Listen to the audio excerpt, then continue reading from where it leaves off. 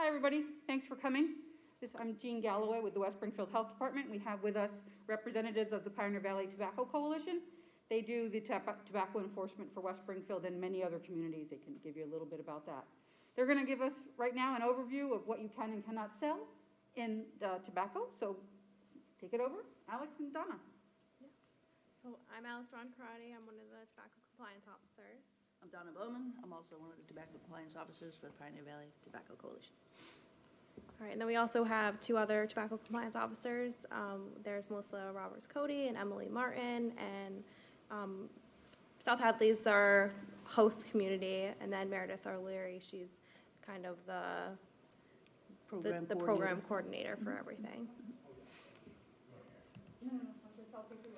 Okay, so today we're just going to be going over the June 2020 state law overview, and then, the state fines and penalties, what a tobacco product is, flavored tobacco products, and the flavor ban that came out from the June 2020 state law, and then the manufacturer letters, inspections, and expectations during those inspections, required signage, and then we'll show you an inspectional checklist that you can use when you go out into the field, and then any misleading products, and then an online sales clerk training.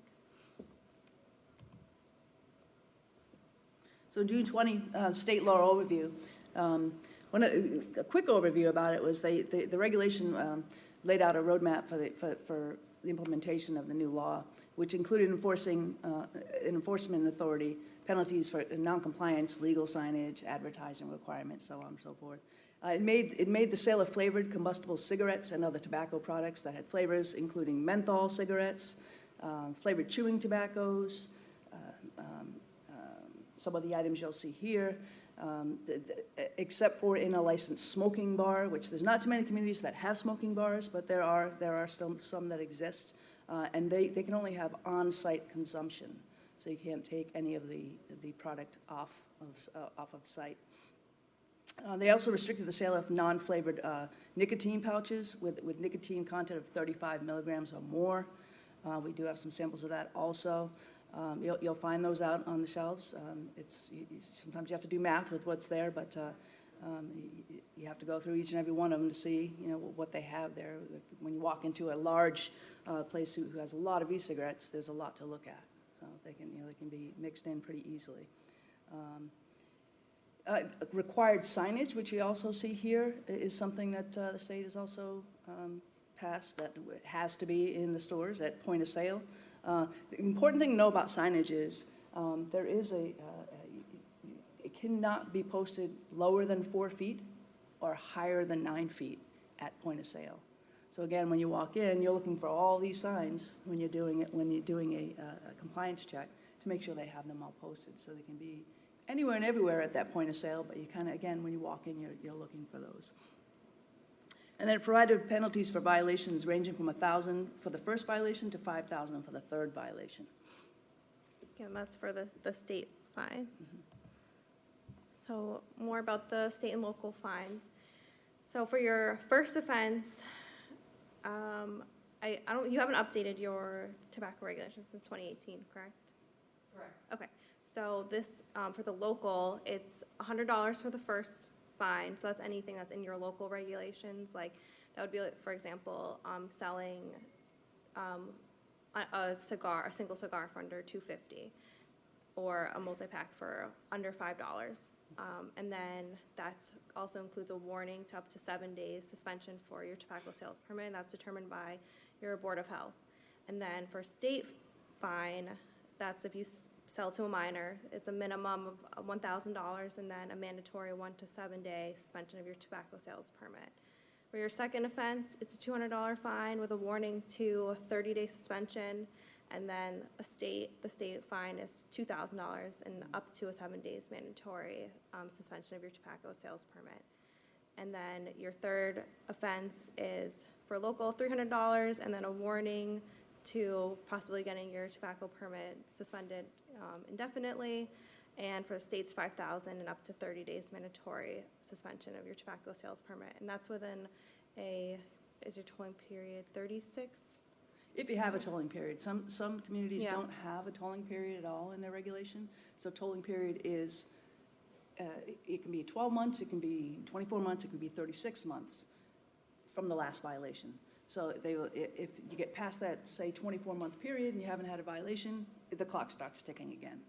So it can be kind of confusing if you don't have a tolling period, whether you fine, you don't fine, you suspend, you don't suspend. You really got to look back at the history of the establishment you're dealing with.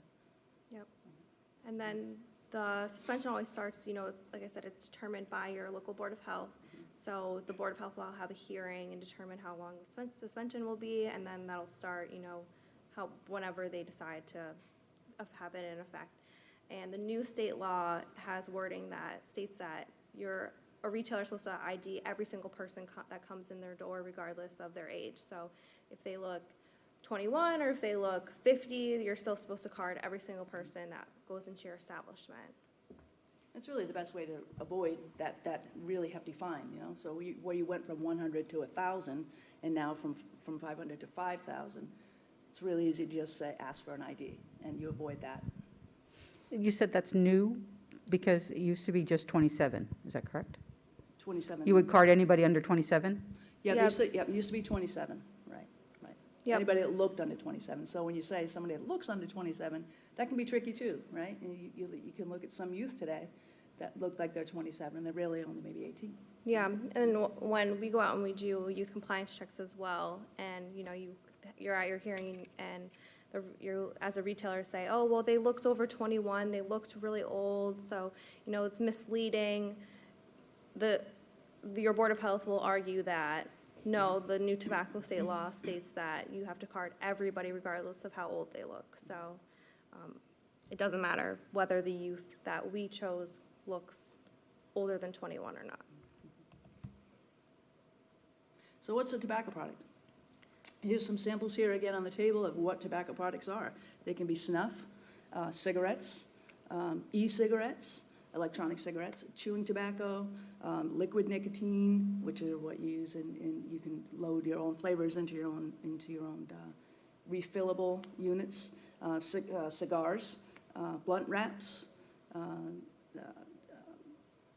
Beetles, which I'm not sure, it's a processed tobacco product, nicotine pouches, and nicotine toothpicks. So, there's a variety, and that's just some of what you see out there. We come across new things every day. Big Tobacco is trying to stay ahead of us in what they're putting out there. It's, again, when you're going in and you're doing a compliance check, you're looking for many things that may fall under what is a tobacco product. Right? Yeah, and under the tobacco definition for e-cigarette, and e-cigarette is anything that can be vaporized, so regardless of nicotine content. So it could be a vaporized, like a vitamin, but even because it's could be smoked and vaporized, it's still considered an e-cigarette. So that's another thing that you want to look out for. And then other products also fall under the flavor enhancer product, which we'll get into when we talk about misleading products as well. So as of June 1st, 2020, that's when the state started their flavor ban, which includes mint, menthol, wintergreen, and any other flavored chewing tobacco, and restricted them to the sale of smoking bars where on-site consumption only. And on MAHB, there's a flavored product guidance list. It was last updated in 2017, but it's pretty comprehensive, and they are always uploading it, and sometimes taking stuff off or adding stuff as new tobacco products are always being added. That updated list, it's updated constantly because there's new products that come out all the time, and whether it's a flavor or not really is you have to go through a little bit of a process with smell, taste. Some people who are willing to taste it, but a lot of times when you open the package, you can just smell that flavor's there. They're coming out with new ways to get flavor in by calling things clear. So you look at it and say, what's clear? Well, good question. You open the package and you smell it, and it smells like blueberry, or it smells like watermelon. So it's kind of a way to hide that flavor. They're not actually saying this has a watermelon flavor on the label. However, clear can be anything, can be any flavor. Yeah. Oh, this one's kind of a famous flavor ban case that came out that MAHB helped with. So Jazz cigars were really popular, and Cumberland Farms argued that they weren't a flavored product, but when it was taken to court, it was decided that they were a flavored tobacco product, so they are no longer able to be sold in stores. So that was like, it says just Jazz on the box, so without opening it or smelling it or smoking it, you wouldn't know that this tobacco product was flavored, because it just says Jazz right on the box. So that's another way they're getting around that flavor. They're saying green or blue or sweets or, again, clear. Or, so it's really not saying it's a flavor. However, only way to find out is to open it up and check it out. And it's really, if you feel it's a flavor, it smells like a flavor, it tastes like a flavor, it's a flavor.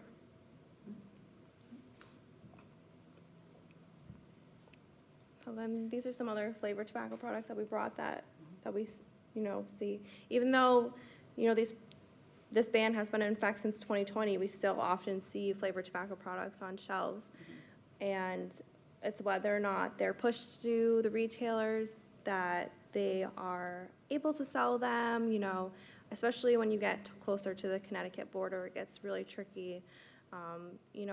Retailers will often say, well, they can drive 5 minutes up the road and buy these products. Why can't I sell them here? Or they're just kind of misleading, especially in establishments where English might not be their first spoken language. So sometimes, the manufacturers can kind of take advantage of that. They do. They offer a lot of new products and will, tell the owners or the managers that they're not a flavored product or they're a product they can carry. And establishment owners trust them, that they're their vendors, they have a relationship with them.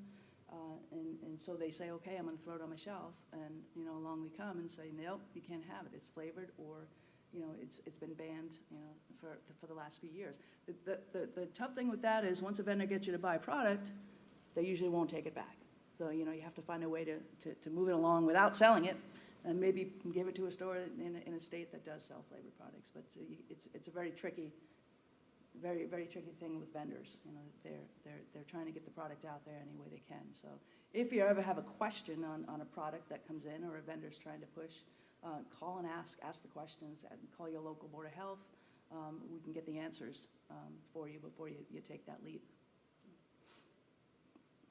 Get you to describe those things in the photo a little bit clearer I Yeah. see what they are, but can you describe them to Yeah, us? so, we can start with the Natty hemp wraps, because these are one that's a really controversial product in Massachusetts right now. So this one in particular is because it says on the packaging that they're not intended for use with tobacco. So they're a hemp product that's being pushed as a legal product because they're not intended to be used as with tobacco. They don't actually contain any nicotine in them or any tobacco in them at all. And they come in a variety of flavors. There's like so many different flavors, watermelon, 65 blueberry, flavors. yeah. And you see these in almost every establishment. Now, the state's trying to make a decision as to, because right now they fall under our tobacco state regulations, they are not a legal product in terms of because they are a flavor enhancer. So because of that, the state that is trying to make a decision as to do we want to go forward and enforce these products, because it takes a lot of our time to, force these, and then would we win in court with these products because they're not intended to be used with tobacco. So they're more of a marijuana accessory, which is a very broad definition right now. And that's not the only hemp wrap that you see out Right. There's a on the few- shelves. yep, few There's different so types, many. New types coming out every day. Again, you walk into a store and you find 6, 7, 8 different companies that are now offering these flavored wraps. And because they don't have nicotine tobacco, it gets really tricky in regulations. So that flavor enhancer new regulation will cover these types of items. Yeah, and then if your local Board of Health goes to, update their regulations, they can also now include a ban on flavored rolling paper. So that's something like these juicy chocolate wraps, they obviously are just a paper wrap that are flavored. They don't contain any nicotine in them at all. It's just a wrap that you can add tobacco to. But same thing, they are considered a flavor enhancer, so they're not legal in our tobacco regulations because of that, because they're a flavor, but you can also strengthen your regulations even more by banning flavored rolling papers. And then we also have, some straight up products that are not necessarily hidden, but, this one says banana right on it. Stuff like the Zyn, you really have to look at these products because it does say citrus. Most of the plain tobacco flavored are green or blue or gray color, but, it says citrus really small on the packaging. So you do have to look closely for some of those flavored products. In your slide there on the upper left, can you describe what they are? Because I can't quite figure that out. Upper left, so that's This one? these here. These are also the vegan type wraps. They're flavored. No tobacco, no nicotine. However, they're flavored, so you can use this to flavor your tobacco at any time. You're talking about the e-cigarette, the puff, the green one? Top left. Boxes, Yeah, looks like okay. there are 5 or 6 different Those boxes. are more Yeah, of the okay. flavored vegan wraps. Yeah. Vegan wraps. Again, as you can see in that picture, that's just one shelf. Typically, when you walk into a store, there's a whole wall of flavored wraps that you can use as an enhancer. Mm-hmm. It's actually quite overwhelming, It is. just looking at it. Mhm, And if I'm myself, on inspections, take pictures so I can go through. mhm. Yeah. Right. Some of the other items that are on this table here too are items that don't fall under tobacco. However, we see a ton in the store are CBD items and Delta 8, 9, 10, 11, 12, 13 items. Federally, Delta 8 items are illegal, and CBD is illegal in food. So you do see that everywhere you go. We do talk about it when we're out doing our inspections.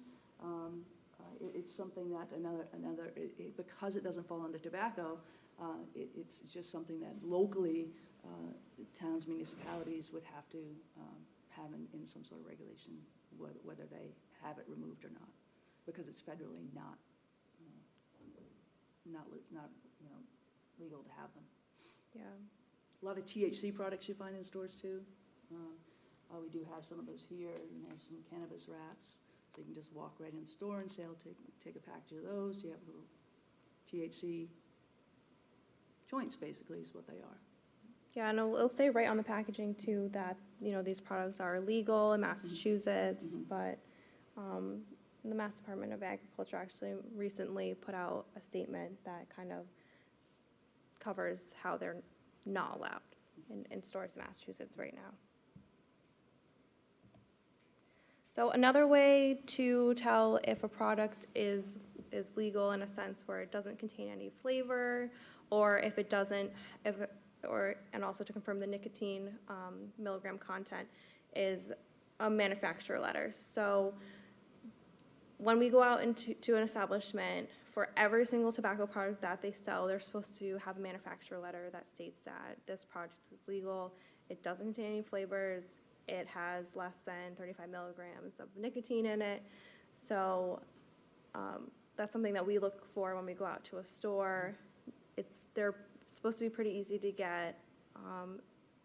Often stores don't have them, but when an establishment is buying products from the manufacturer, they can just ask for these letters and then have them. But if they don't have the letters for a product on site, then they're technically not supposed to sell that product. And the manufacturer letters should really come with your vendors. When the vendors are delivering your product, they should be giving you those letters too. So if they're not coming in with them, you should be asking them for them. They are supposed to bring them in. And there's two different. I should note there are two different letters. One is regarding the flavor content, and the second letter is regarding the milligrams in the nicotine. So there's two different letters we will look for depending on the product we're looking at. Right? And again, that's for each item that you carry. So if you're carrying 15 different types of vegan wraps, you should have that. If you're carrying 75 different types of cigarettes, you should have 75 different letters from your vendors regarding that item. So it's, the binder can be pretty big depending on how much you carry in your store.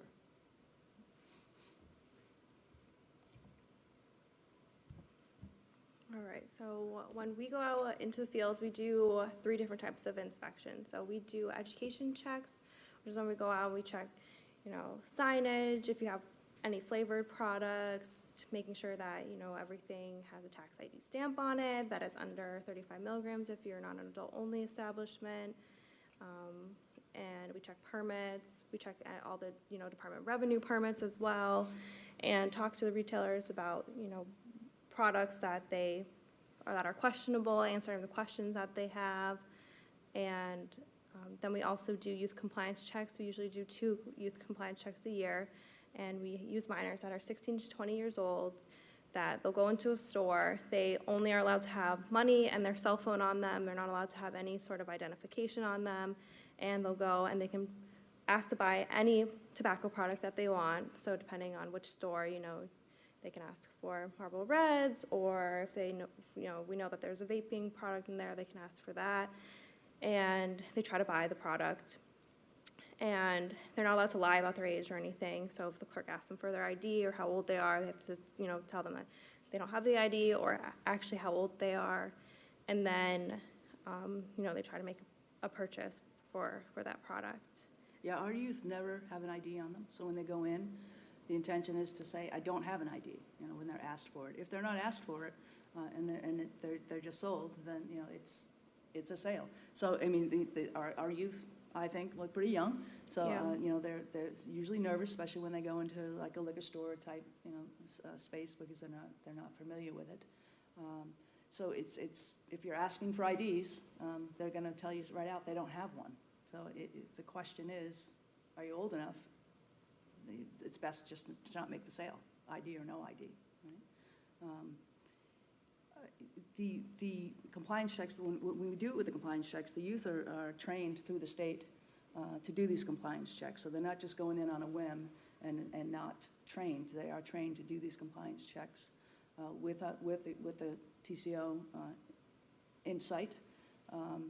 It's a pretty easy process. Like Alex said, you go in with just your cash and your cell phone. That's all you're allowed to carry. The youth are asked to empty all their pockets, so there's nothing else on them. They're not carrying anything but.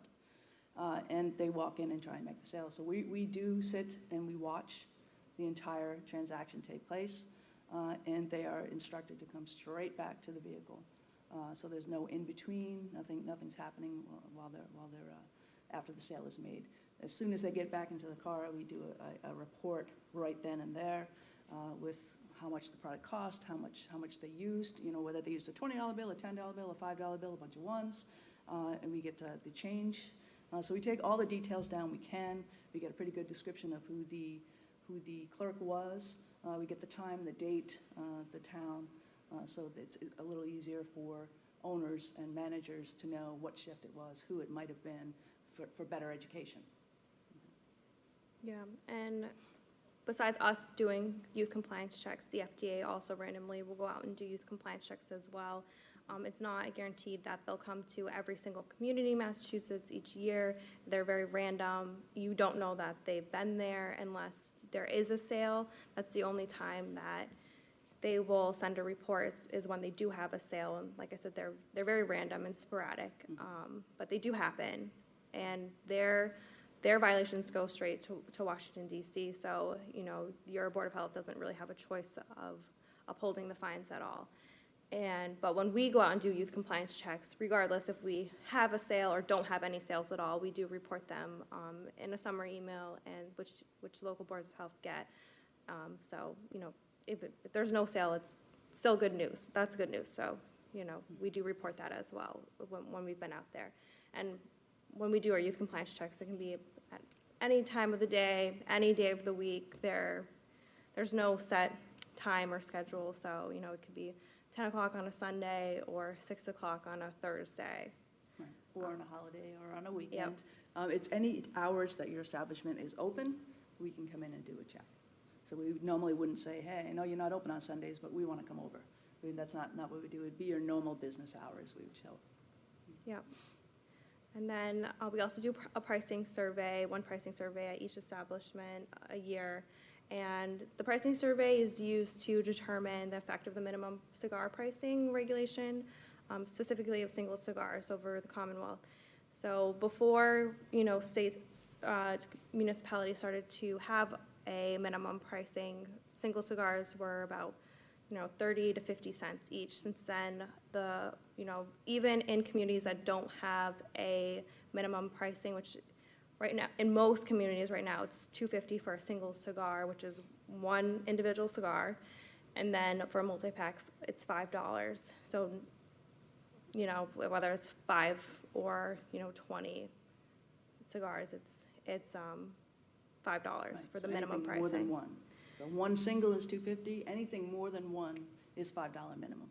Yeah, and in communities that they've seen, Massachusetts has seen over time that even in communities that don't have a minimum cigar pricing, prices of single cigars has risen over time, as well as availability has gone down. So I don't see as many single cigars anymore in towns, and as part of the 2020-2023 regulations that MAHB is has out there right now, they are suggesting a increase in that minimum pricing to be $2.80 for a single cigar, and then $5.20 for a multi-pack, or $5.60 for? $5.60, I believe. Yeah, $5.60. One thing you'll notice when you go out to, and you'll see a lot of on these walls of papers and things, the packages come pre-priced, and most of them will say 99 cents.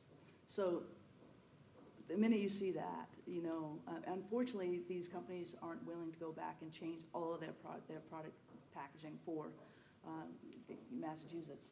So when we are in stores, we will have them actually take some of those and actually ring them up into the register, just to see that they are ringing up properly. Because when a consumer goes into the store and sees a package that says 99 cents, they grab it, and then it should ring up.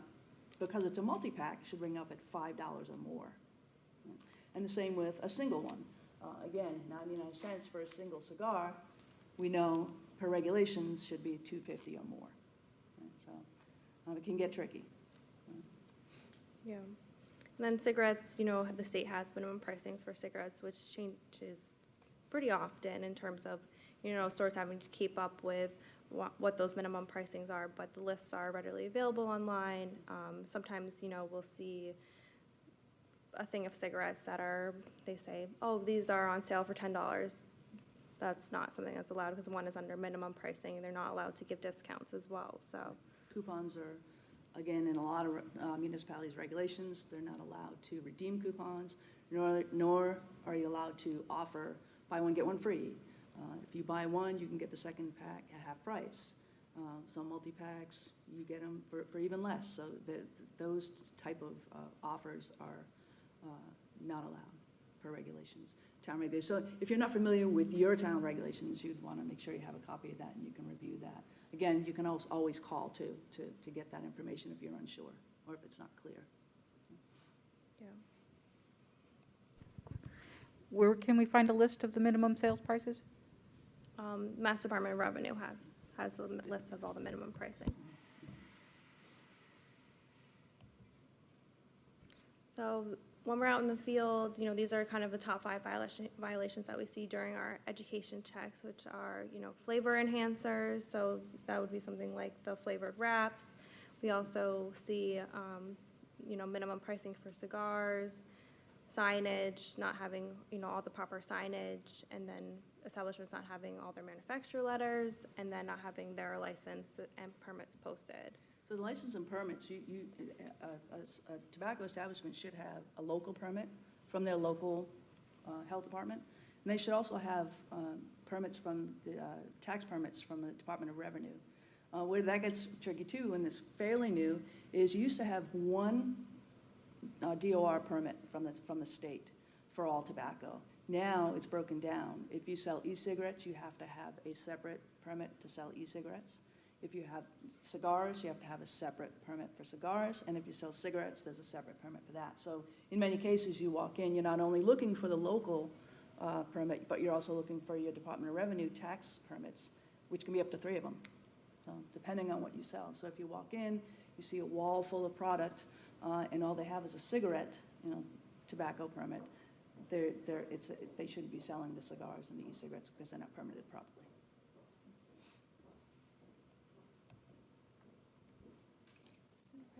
So some of the required signage, and there's a lot of it, we get it. I mean, it's we're kind of inundated with things. Some of the trickiest things we find is when we walk in, you really have to step back and see where these signs are placed. As I noted earlier, they shouldn't be lower than 4 feet or higher than 9, and they should be at point of sale. So that means not on the front door, not in the back cooler, not in the back office. It has to be at point of sale where you're selling your product. So no lower than 4, no higher than 9. There's quite a few of them, as you'll see. There's also some local signages. So there is state requirements, but there's also some local requirements. So you want to make sure you have all those. Those are one of the things we do check when we're doing our education checks. We check for your signage, and we usually carry it with us. So if you're missing something, we'll give it to you. That's probably the top thing we find the most is signage missing.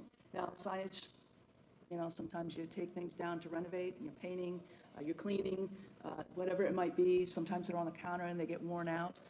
We can always replace those. So if you find that you lose them, or you take them down and you forgot where you put them, they blow away when the door opens, whatever it might be, you have to have that signage up. So again, if you don't have it, give us a call. We can get it to you pretty quickly and easily. Some of the things you see here are tobacco 21. Is every legally now, and federally, actually in Massachusetts, everybody is 21. If you recall, there were a few municipalities that were grandfathered in for 18-year-olds, but that did change. So now everybody is 21. So there's no more grandfathering in. So that 21 is the legal minimum age. All flavored products being banned. So that's another sign that you have to have in your establishment. And then the state law sign. The state law sign has a lot of stuff on there. It's pretty small to see, but it is something that has to be posted. Yeah. And some of the signs, like the legal sales age is 21 years old, those come in 2 different sizes. So, you can see that there's a little teeny one, Yeah. as well as one that's this size. But if you choose to use the smaller sign at point of sale, that one you have to have that at each register. So for any of the small signs, each register, you have to have one of the smaller signs. And then there's the cigar warning sign, which is a local sign. So if your municipality requires that sign. I should note, there are 2 different cigar warning signs that you can use. You can use either one of them so that they're both acceptable. But that is something that you should have posted where your cigars are. So either one of these signs you can have posted. You don't have to have both of them, you just one of them. And then the cessation sign that talks about how, to get help quitting smoking. And then on the door, when you walk into each establishment, you need the no smoking or vaping signs. That goes under the no smoking in workplace. You should note the cessation sign, it's the one that's in the middle of your screen, light blue. You can either have the larger sign that can be out at point of sale. If you choose to go with the smaller, they should be at each register. So if you have 3 or 4 registers, each register has to have one of those posted. And same with the e-cigarette warning sign. It comes in the smaller size and the larger size as well. That talks about how, e-cigarette vapor is harmful and still contains nicotine, which is an addictive drug. And then there's also 2 signs that are required if you're an adult-only tobacco retail store or a smoking bar. One that states that you're supposed to be carded upon entrance at the door, and no one under 21 is allowed in the establishment. And then the other one is a warning about secondhand smoke being harmful. So it's important to note, if you are an adult-only store, you should be carding as people are coming in, not once they come in and they sit down and they're ordering. They should be at the door. They shouldn't even be allowed to get to that counter.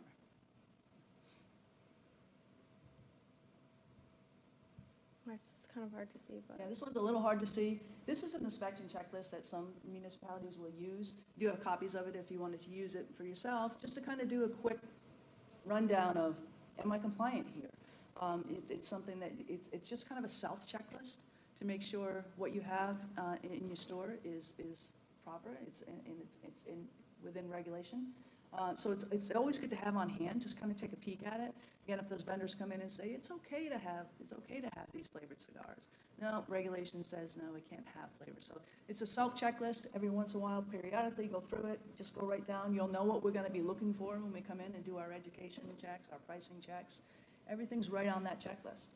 So if you have everything and you're compliant with everything, it should be pretty easy checks for us.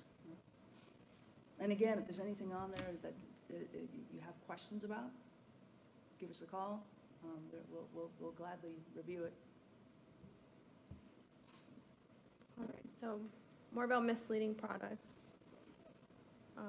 This was a great slide, if you look at it. So misleading products, again, so we do have some of the Dutch products that come out. The one you see all the way to the left in the purple is called Royal Haze. Big questions on that product. Again, they get really creative with the names. Royal Haze, what is that? And if you look at the package, you might think grape, blueberry, something in that, along those lines.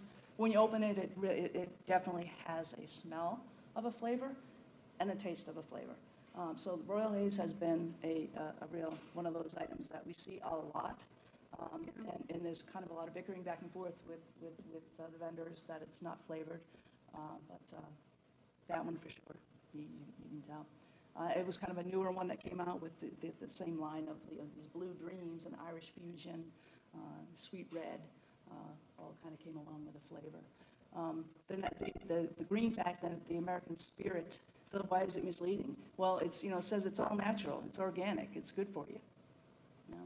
There's no tobacco. There's not one tobacco item out there, nicotine item out there that's actually good for you. But they market it that way. So it's misleading to some, you might see that and go, oh, well, I won't smoke Marlbors anymore. I'll pick up American Spirits. It'll be better for me. So that's where you come up with that misleading item. If you look at the rest of these items up here, you see Minute Maid. You see some Sour Patch Kids up there. Some Fruit Loops, I think, some Airheads, and Warheads, Ready whipped cream. The items on the left are all actually vape products. Yeah. Or liquid nicotine products. The ones on the right are the actual products. So even they market them to actually look like the food product. So when you have a youth or a child who goes into a store, I don't know about you, but whipped cream's my favorite thing. I see that can, I'm on it. Why not? Yeah. And then all the way to the right are some of the cartoon characters that the youth are watching these days. The little ninja guys and the little unicorns, and so when the youth walk into the store and they see these little what kind of look like the stick lollipops, it's actually liquid nicotine. So they market it to look, to appeal to youth. And who would know the difference? Yeah. There's also, there's an online sales clerk training, which we recommend every single clerk in an establishment does. That goes over how to check an ID and, just go over when someone wants to purchase a tobacco product to make sure that you don't have those sales to minors. And it's a free online training course. It also helps you look for fake ID cards. Like we said, none of our youth will ever have any fake IDs, but in the real world, younger kids might have, a fake ID card or, signs of any ID tampering, and how to go about refusing a sale as well. So it's about 20 minutes long. In this retailer training, it's available in English and Spanish. It does say that, the minimum sales legal age is 18, but it is 21, so. Yeah, the state hasn't caught up with their paperwork yet, but one of the things we also have, and we do hand out, it's also available as a mailer, so every town can get them and mail them out to their tobacco establishments. This is a quick card with the QR code that they can scan and go right to that training. So they can have this in the store for all their employees, The other thing that you can get that is helpful, and this comes from like Anheuser-Busch, so if anybody has a liquor store, or if you know somebody that can order it for you, you can order this book through Anheuser-Busch, and it's really a book of all IDs from all states, and including some out of state. So it gives you an idea on what the ID should look like. You're going to get multiple types of IDs. If somebody comes in, say, from Mississippi, how are you supposed to know if that's a real ID or not, right? So this book is very, very helpful, something that you can ask for and you can purchase. Yeah.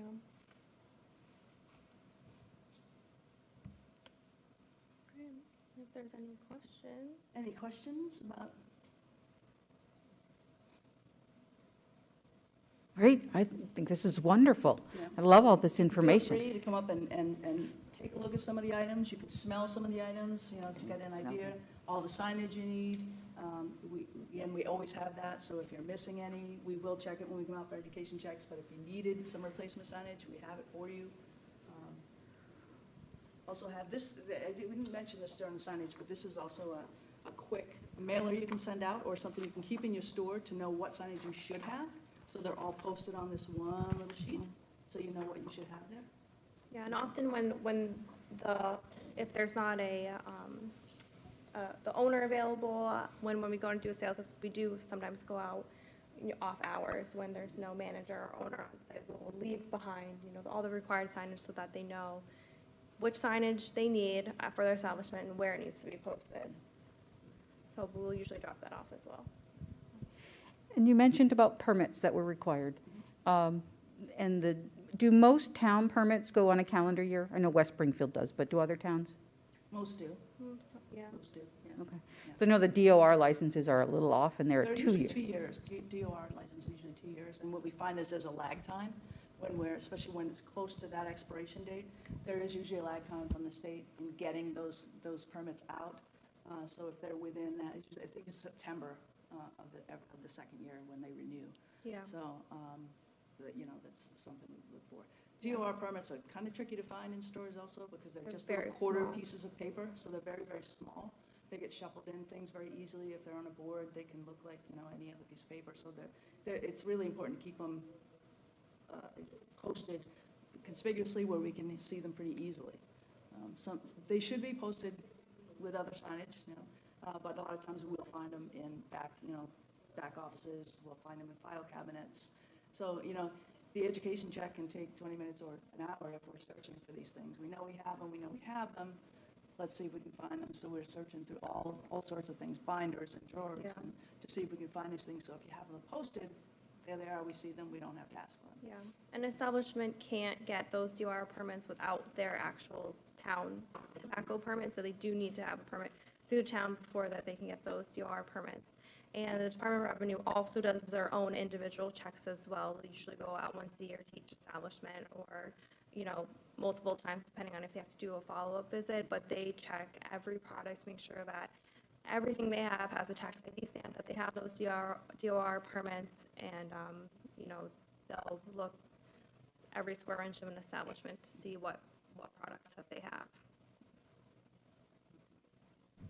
You gave us a list of your top 5 issues that's in the region, or is that kind of Massachusetts-wide, or what do you know about top 5 It's pretty violations? consistent throughout each municipality. I think that, Yeah. I think moving up on the list right now is the manufacturer letters.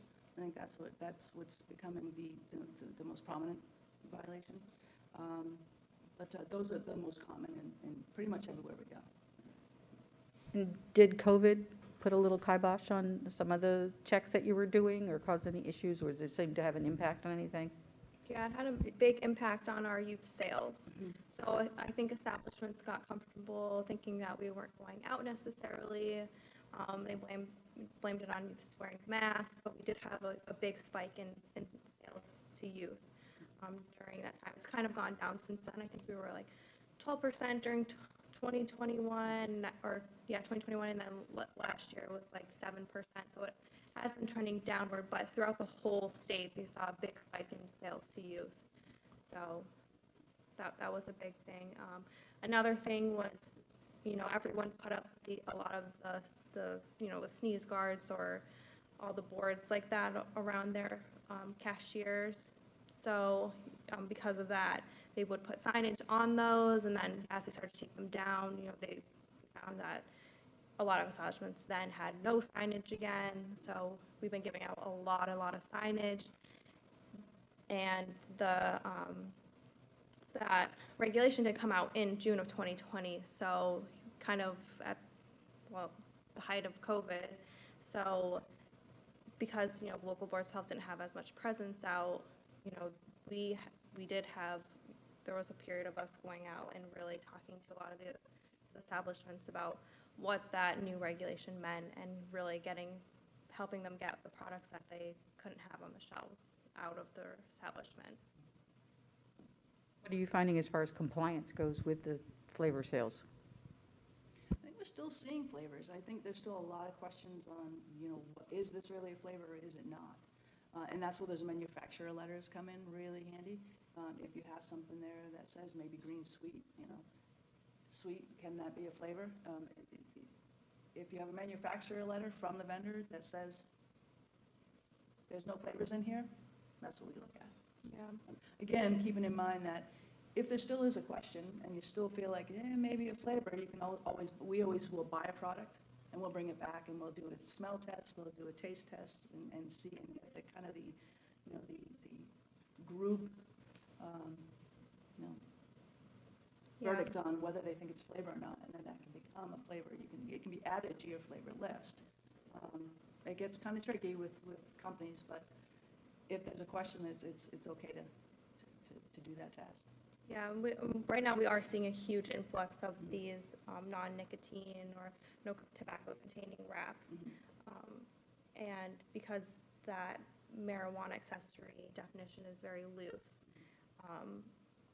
and they are, marijuana accessories are legal to be sold in any establishment with or without a permit. So, we are seeing a lot of those flavored hemp wraps. So, and other, kind of products that contain no nicotine. So, like these cigarettes right here, they don't actually contain any nicotine in them. They don't contain any tobacco at all, but they look like a cigarette. They smell like a cigarette, but they're marketed as a safe alternative to tobacco. And another product that's newer, that's out on the shelves right now that's being questioned is Newport has a cigarette that contains no menthol or wintergreen in it, but it has a chemical in it that gives you the sensation of smoking a Newport cigarette. So that's just, one way that the tobacco industry is trying to get around not having flavors, but having this chemical that gives you the sensation of smoking a Newport cigarette without having any menthol in it at all. Right. They're also coming back with their marketing signage. If you remember, Newport cigarettes had the big green sign with the kind of swoosh on it. Those signs are back, so it's attracting. You're seeing that sign. You're thinking mint, so you're going back for that. Yay, Newports are back. So it's a tricky game. When you think about it again, they're saying there's no nicotine, there's no menthol, mint, or wintergreen flavor. However, we're adding a chemical. So that should really open your eyes. What is that chemical that's going to make it feel like you're smoking a menthol cigarette? Yeah, and what made those menthol cigarettes so popular to begin with? Was it actual menthol flavoring in them, or was it the sensation of smoking a menthol cigarette? So it's kind of what the state's discussing right now. I can tell you as a former smoker, tobacco's nasty. Menthol made it tolerable. But I don't smoke anymore anyway. All right, well, thank you guys very much for coming. This is wonderful. And we've got your contact information for what we need to reach out. And any other questions? No? All right, well, thank you. Appreciate it.